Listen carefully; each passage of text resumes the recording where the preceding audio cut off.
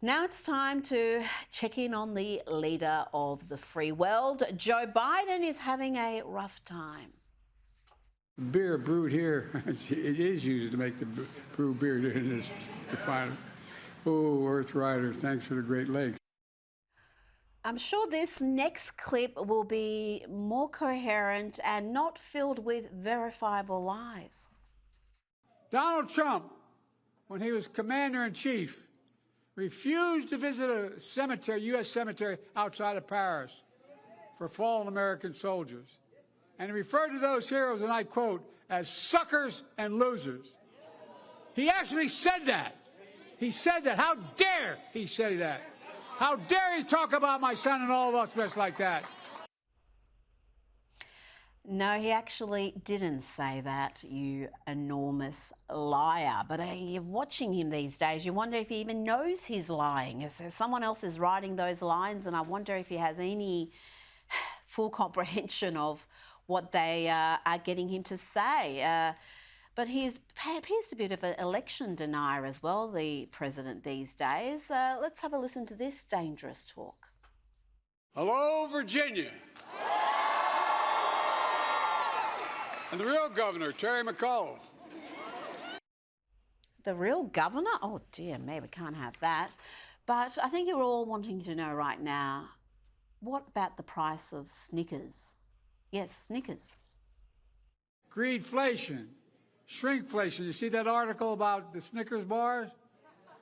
Well, it's going to stop. America, we're tired of being played for suckers. I have no idea what's happening either.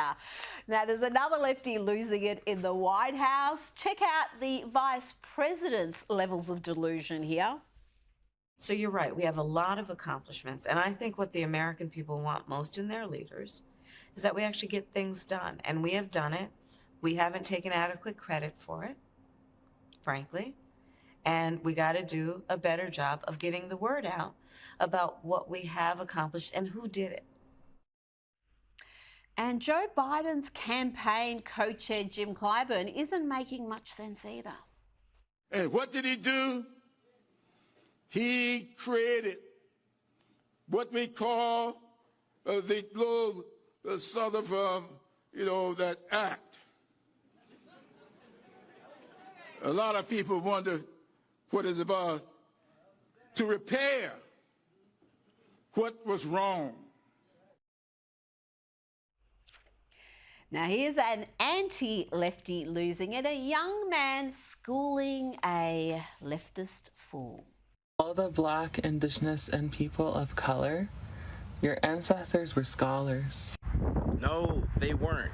My great-grandpa was an illiterate sugarcane peasant in colonial Japan, in colonial Taiwan. Now, here's the ultimate lefty losing it. It's the 5-year anniversary of the great hate crime hoax perpetuated by actor Jussie Smollett, a ridiculous fantasy tale that was obviously a lie, but was accepted uncritically by the race-baiting US media and US politicians, including Kamala Harris and Joe Biden, who posted this at the time. He said, "What happened today to Jussie Smollett must never be tolerated in this country. We must stand up and demand that we no longer give this hate safe harbour, that homophobia and racism have no place on our streets or in our hearts.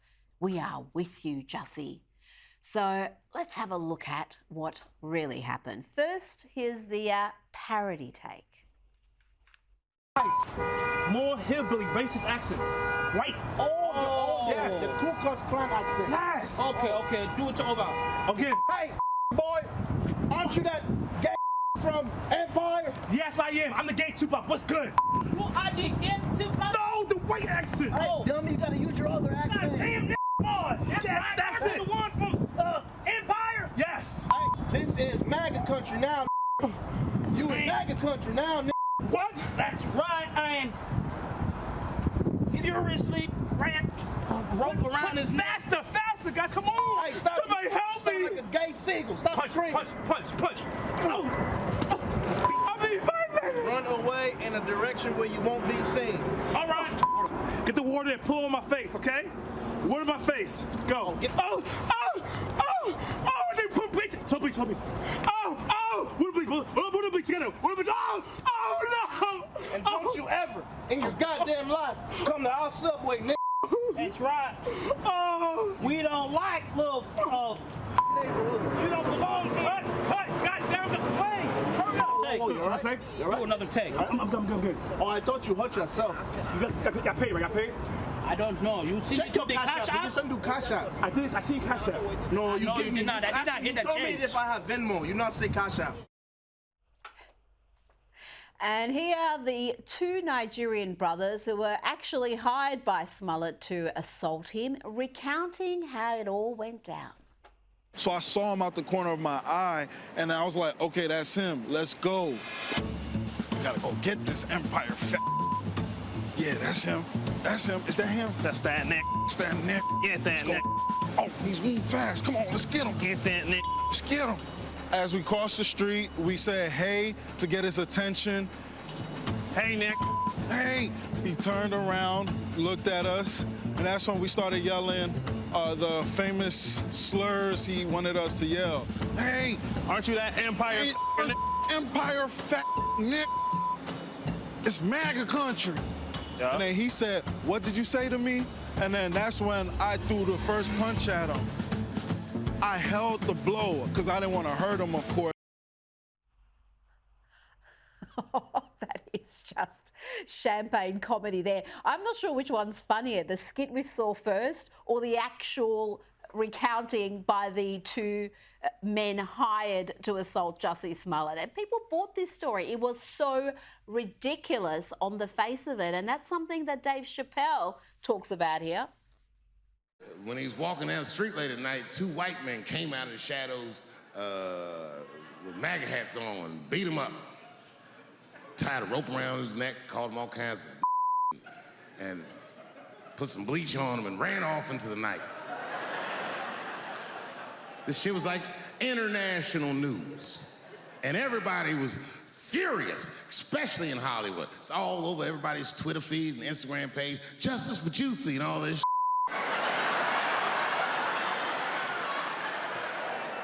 The whole country was up in arms. He was talking about it all the time on the news. And for some reason, African Americans, we were like oddly quiet. We were so quiet about this that the gay community started accusing African American community of being homophobic for not supporting him. What they didn't understand is that we were supporting him with our silence. Because we understood that this was clearly lying.